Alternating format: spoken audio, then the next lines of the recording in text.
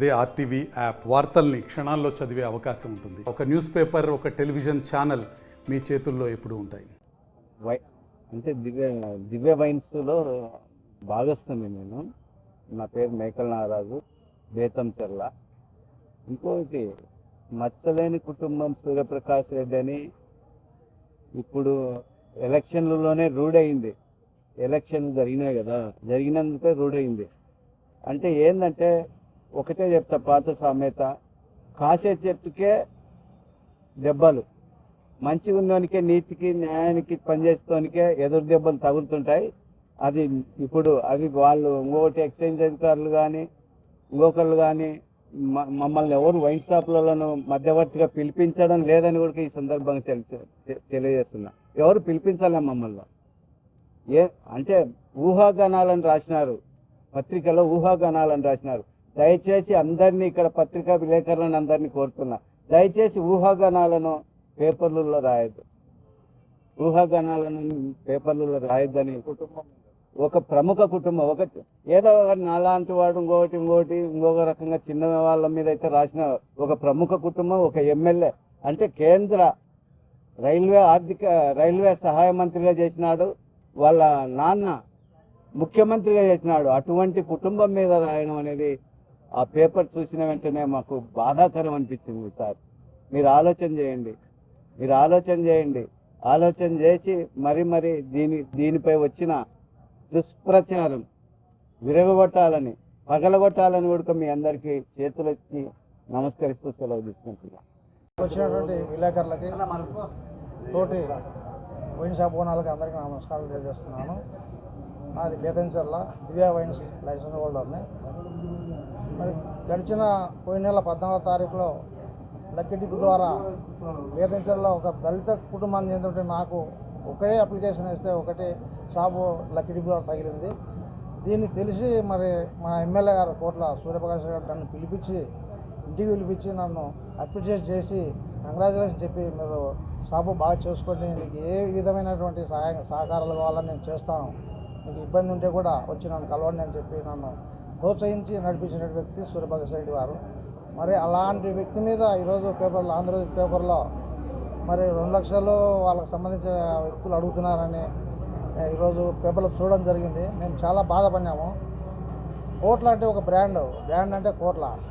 మరి ఆయన ఇంటికి పోయిన వాళ్ళకి అడ్మిన్ అన్నం పెట్టి పంపించే వ్యక్తులకు ఇలాంటి మచ్చ రావడం మేము చాలా బాధపడుతున్నాము.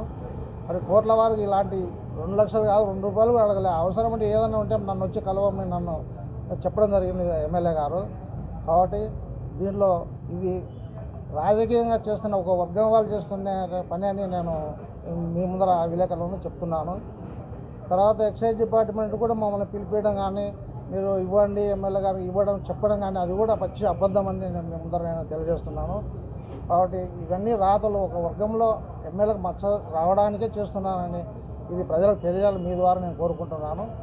తర్వాత ఇంకో విషయం కూడా, మరి మన రాష్ట్ర ముఖ్యమంత్రి వర్యులకు లోకేష్ బాబు గారికి, పవన్ కళ్యాణ్ నేను ఒకటే వైన్ షాప్ ఓనర్ల తరఫున వినియోగించుకుంటున్నాను. మరి ఆ రోజు సార్ ముఖ్యమంత్రి గారు మీరు 20% అనే మా గెజిట్లో మీరు తెలపడం జరిగింది. మరి దాని ప్రకారం మరి ఈరోజు ఆ రోజు చెప్పినది వేరు, ఈరోజు జరుగుతున్నది వేరు. మరి ఇప్పుడే అన్న చెప్పిన 9.6 అని వస్తుందని చెప్పినాడు. వాళ్ళు మీరు దయచేసి మీరు ఒకసారి వైన్ షాప్ ఓనర్ల మీద దృష్టి పెట్టి, ఇప్పుడు మేము ఒక దళిత వర్గానికి చెందిన వాడిని పెట్టుబడి కోసం మరి బంగారు కూడా బ్యాంకులో పెట్టి తాకట్టు పెట్టి మేము ఈరోజు వైన్ షాప్ నడిపించుకుంటున్నాము. కాబట్టి ఒక్కసారి ముఖ్యమంత్రి గారు ఆలోచన చేసి వైన్ షాప్ మీరైతే ఏం చెప్పినారో మాట దాని ప్రకారం మీరు నడుచుకోవాలని తెలియజేస్తూ నమస్కారాలు తెలియజేస్తాను. నాది ఈ పొద్దు ఎమ్మెల్యే గారు నాకు షాపు తగిలిన తర్వాత వాళ్ళ ఇంటి దగ్గర పోయి షాపు తగిలిందంటే, సుజాతమ్మ కావచ్చు, ఎమ్మెల్యే గారు కావచ్చు, లక్షణంగా నడుపుకో, నీకు దాని గురించి ఏ ఇబ్బంది వచ్చినా మేము ఉన్నాము అని కూర్చోబెట్టి అన్నం పెట్టి పంపించిన ఫ్యామిలీ అది. అటువంటి ఫ్యామిలీ మీద అయిపోతూ ఈ విధంగా మాట్లాడి రేపొద్దున మేము పోయి ఏం అడుక్కునేది లేకుండా పత్రికా విలేకరులు అందరూ ఇట్లా చేస్తే మేము ఎవరికి చెప్పాలా? మేము అంత ఎంతో చెప్పుకుంటే మాకు ఏదైనా నష్టం జరిగితే ఎమ్మెల్యేకి చెప్పుకోవాలా? ఎమ్మెల్యేకి చెప్పుకునే విధంగా కూడా లేకుండా చేస్తున్నారు. అటువంటిది ఏమైనా జరిగింటే మేమే చెప్పేవాళ్ళం మీకు మా పరిస్థితి ఎట్లుందని. ఈ పొద్దు వరకు మాకు ఎమ్మెల్యే గారు కానీ సుజాతమ్మ గారు కానీ మీరు నడుపుకొని మేము ఉన్నామండగాని చెప్తున్నారు. అటువంటిది కాకుండా ఈ విధంగా చెప్తున్నారు. ఇదైతే కరెక్ట్ పద్ధతి కాదు. ఆ విధంగా నష్టం జరిగింటే మేమే చెప్పేవాళ్ళము. ఈ పొద్దు ప్రతిరోజు ఒక్కొక్క షాప్కి 7,000 రూపాయలు చేతి నుంచి పడుతున్నాయి. దాన్ని ఎట్లా మేము రికవరీ చేయాలనేది కూడా తెలియకుంది. ఇంకా ఇటువంటిది ఒక 2 నెలలు జరిగితే ఆ షాపులు ప్రతి వారు క్లోజ్ చేసుకోవాల్సిన పరిస్థితి వస్తుంది. ఇది చంద్రబాబు నాయుడు తెలుసుకొని మాకు ఏదైనా కొంచెం పర్సెంటేజ్ పెంచి ఆల్మోస్ట్ ఉన్న వాళ్ళందరిలో కూడా చంద్రబాబు నాయుడు కార్యకర్తలే, వాళ్ళకి పనిచేసిన వాళ్ళే. ఇది ఆయన అర్థం చేసుకున్న పర్సెంటేజ్ ఏమైనా పెంచి ఇస్తే ప్రతి వైన్ షాప్ వేసుకున్న వాళ్ళందరూ కూడా అంతో ఇంతో భార్య పిల్లలతో సంతోషంగా ఉంటారు. లేదంటే ప్రతి షాపు 4 నెలల్లో ఎన్నిక ప్రభుత్వానికి ఇచ్చే పరిస్థితులు ఏర్పడతాయి. ఇది పత్రికా విలేకరులందరికీ తెలియజేస్తున్నాం. ఈరోజు పేపర్లో వచ్చినది దురదృష్టకరము. కోట్ల వాళ్ళు అంటేనే రాష్ట్రానికే పేరున్న కుటుంబం. అటువంటి ఆలోచనలు ఎప్పటికీ వాళ్ళకు ఏ విషయంలోనూ లేవు. ఈ విషయం కాదు, ఏ విషయంలోనూ లేవు. కోర్టులో సూర్యప్రకాష్ రెడ్డి కానీ, సుజాతమ్మ కానీ, రాఘవేంద్ర రెడ్డి కానీ అంత చాలా నీతి నిజాయితీగా మారిపోయారు. జిల్లాలోనే మారిపోయారు ఈ కుటుంబం అంటేనే. అటువంటి ఆలోచనలు ఎవరు వాళ్ళకు రాలేదు. ఎవరో కొంతమంది వ్యక్తులు ఏమన్నా కల్పించి చేసినారో తెలియదు. విలేకరులు కూడా కొంచెం ఏమన్నా తెలిసి తెలియక ఎవరైనా చెప్పింటే ఆ విధంగా జరిగిందో. మిత్రులు కూడా విలేకరులు కూడా అంత మంచివారు ఉంటారు. ఎవరైనా మిస్టేక్ ఏదైనా రాసింటే చెప్పలేము. ఈ కుటుంబం గురించి ఎటువంటి ఆరోపణ పక్క జిల్లాలో కూడా వీళ్ళ గురించి తెలుసు. పక్క జిల్లాలో స్టేట్ వైడ్ తెలిసిన కుటుంబం, 10 మందికి అన్నం పెట్టిన కుటుంబం. ఇటువంటి ఆలోచనలు సిఐ గారు కానీ, లోకల్ పోలీసులు కానీ ఎవరే కానీ షాపుల మీద ఇంతవరకు ఎక్కడ పెట్టుకున్నారో కూడా అడగలేదు. బాగా చేసుకుంటారా, బాగా జరుపుకుంటారా అనే విధంగా జరుగుతున్నాయి. మీరు కూడా ఈ విధంగా సహకరించండి విలేకరులందరూ కూడా. భాస్కర్ నాయుడు.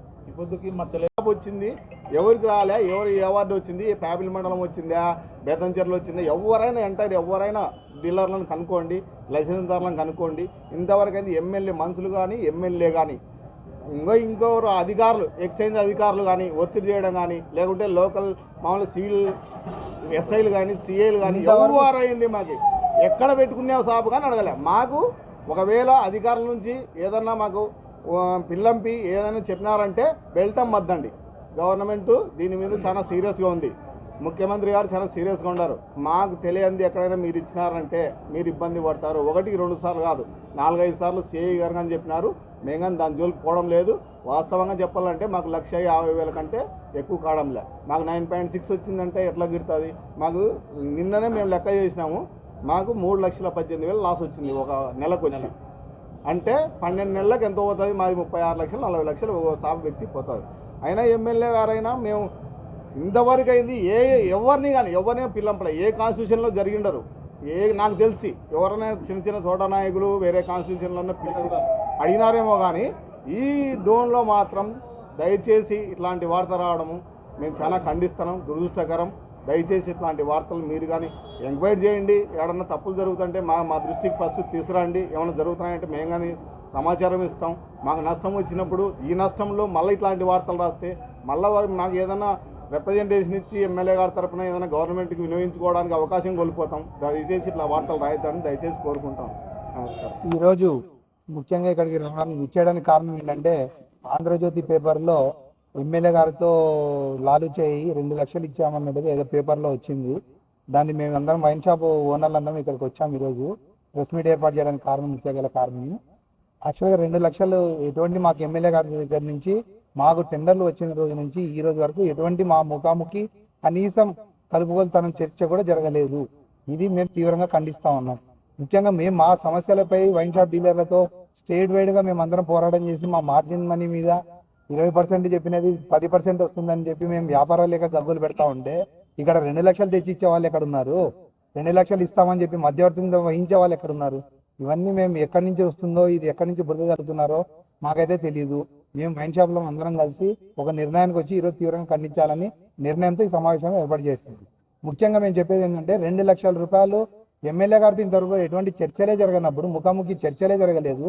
షాపులు వచ్చిన వేసే ముందు కానివ్వండి, షాపులు దక్కించుకున్న తర్వాత కానివ్వండి, ఏ రోజు కూడా చర్చలు జరగలేదు. అంతేకాకుండా మాకు వైన్ షాపులు అత్యధికంగా టెండర్లతో జిల్లాలో అత్యధికంగా టెండర్లు వచ్చి పార్టిసిపేట్ చేస్తే 200 అప్లికేషన్లు వేస్తే కానీ షాపులు రాలేదు.